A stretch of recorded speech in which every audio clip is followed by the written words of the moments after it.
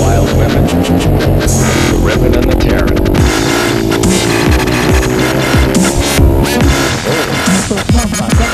This is not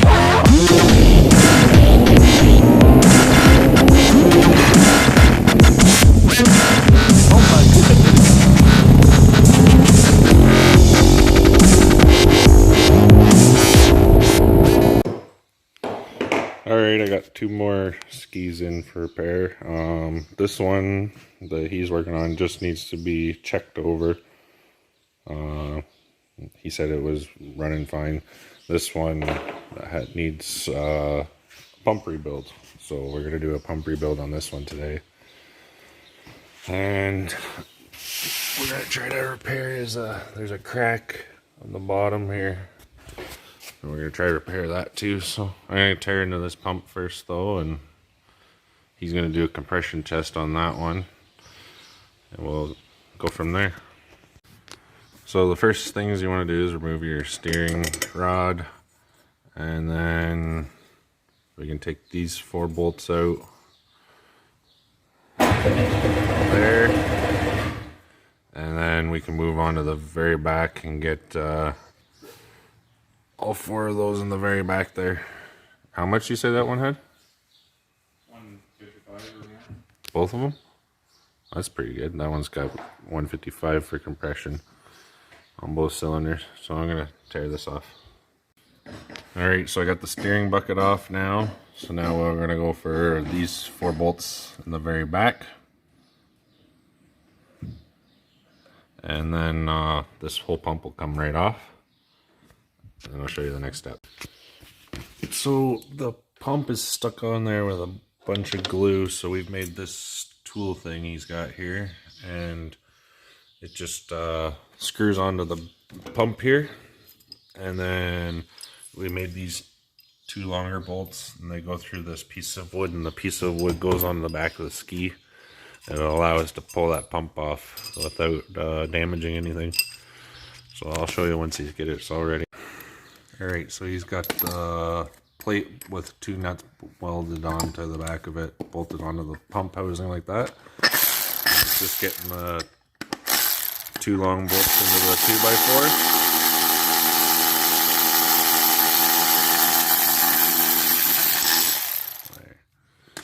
And then those 2 long bolts screw into those nuts that are welded on the back there. I might have made it just a bit too long.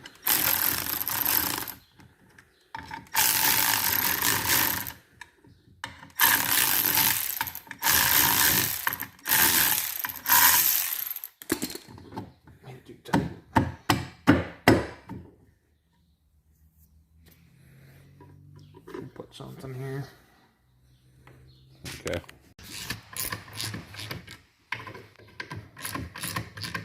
So you just slowly tighten those up until it pulls the pump housing right off. Alright, so we've tightened these in and it's pulled it out enough where I can just pop it off like that. And then there's your pump assembly. As you can see, the bearings. Well, look at it, it's just there's your bearing. Oh, that's fucking great. Looks like, oh no, maybe that's just the plastic. I was gonna say, it looks like somebody used that damn glue to glue this stupid thing in. But as you can see, all this glue here, that's what was holding us back.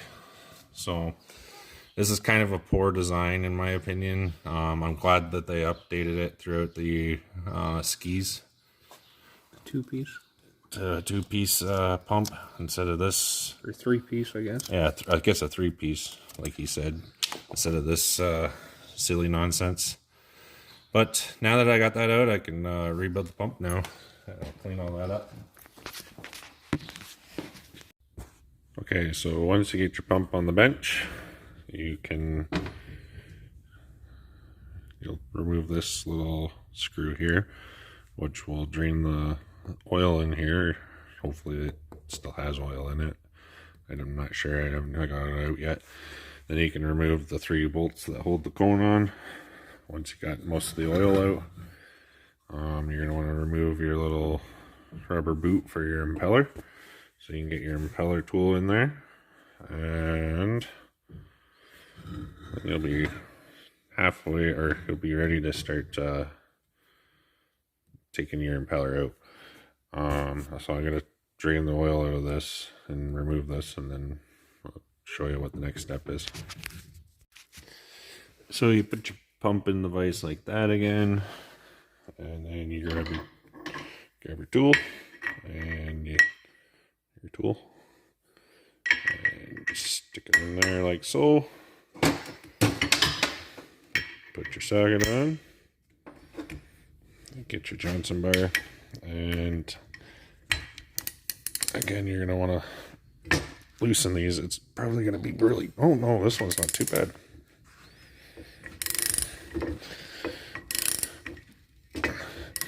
Alright, I'm going to loosen the rest of that out of there, and then we can get to the rest of what's left of this wear ring. And then we can do his bearings too, and then it's ready to go back on the ski. So once you get your impeller out, you're going to want to take your impeller shaft out. So just pops out the back here. And note there's a thrust bearing. There's also a thrust washer in there. And just so you know the orientation, it's bearing first, then thrust washer.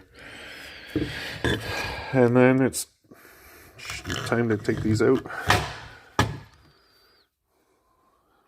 And take the roller bearings out and replace those. And replace the seal on the other side here. And that's pretty much it. So I'm going to do that now and go from there. Thought I'd show you how to get these bearings out. As you can see in there, you can see like a dark brown spot and then the lighter kind of gold spot. You're going to want to take a punch and catch it on the lighter gold spot of the race. Otherwise you'll just never get it out. You'll just be pounding on basically this part here. And that just won't budge at all. So make sure you're, I guess, pounding on the edge of the bearing here, but in there. So let's see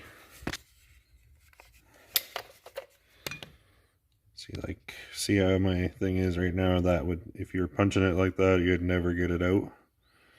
And then I'll have to get it started, it feels like, but yeah, you want to get it on the edge of the bearing and not on the race itself. So I'm gonna get it started, or get it out. So I got the seal out now, and the other bearing, I kind of broke it getting it out, but that's okay, we're replacing them anyways. So now I can put my new bearings in, and my new seal in as well. And I need to find one of these because someone stripped this out. So I have a set here. I just hopefully got the right size. And then I'll have to, I think these were O-rings at one time and they're not anymore. But I got O-rings for these. Yeah, they were O-rings at one time. And now they're not. So I'm gonna find me one of these and then install the bearings. Okay, so I got the wearing pretty much out. How I ended up doing that was I got this air saw and cut at it a little bit and a little bit at a time until I could get my punch back in there and I just tapped the punch down and made it to about here, broke it off, and then continued the process. Just kept running the saw in these two spots until I felt that I was close enough to the outer ring, and then just run the punch down, and I got it loose in there now. Just gotta get it the rest of the way loose, so I'll get that out of the way.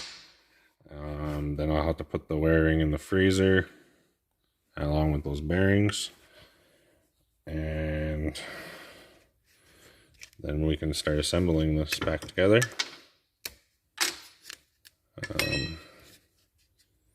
So I'll show you when I start to assemble this again. Alright, so my bearing's been in the freezer for about an hour. I got a socket that's the exact same size.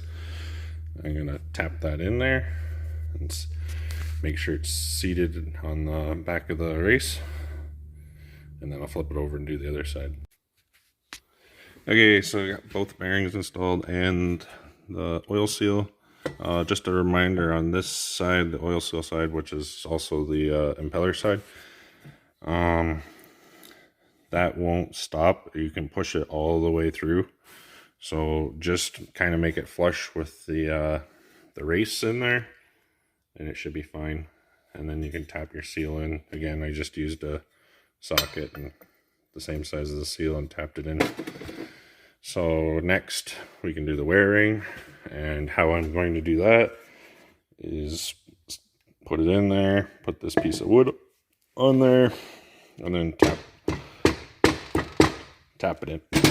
So I'm gonna go get the wearing out of the freezer.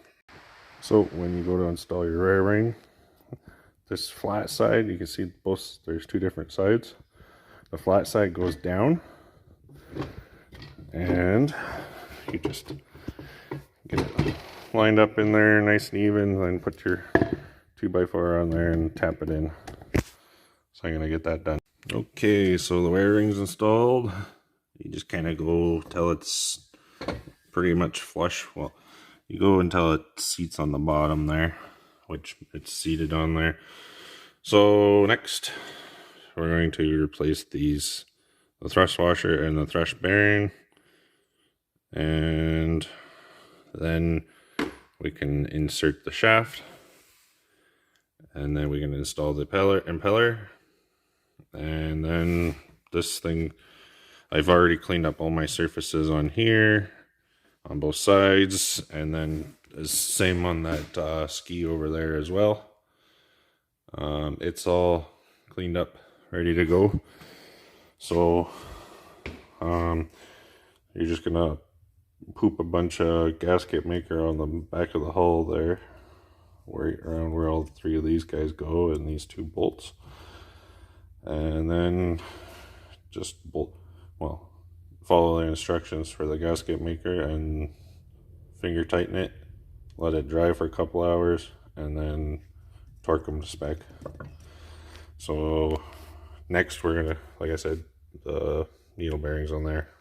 So before you install your thrust washer and bearing and shaft, I just squirt a little bit of this outboard gear oil on my fingers and wipe it all over all the bearings and that shaft, then install it, and then we can torque the impeller back down. So I'm going to do that now. So once you got your shaft installed into the vise again, you slide your pump housing on, and then put a little bit of Loctite. It calls for red, but I only have blue, so something's better than nothing. And you're going to take your impeller, which is a little dirty. Just wipe it off real quick. Okay. Take your impeller, slide it in, see how nice and snug it is now. And we're going to spin it in there. So in the manual it says 52 foot-pounds. So I get my torque wrench and you just torque it. You got 52 foot-pounds.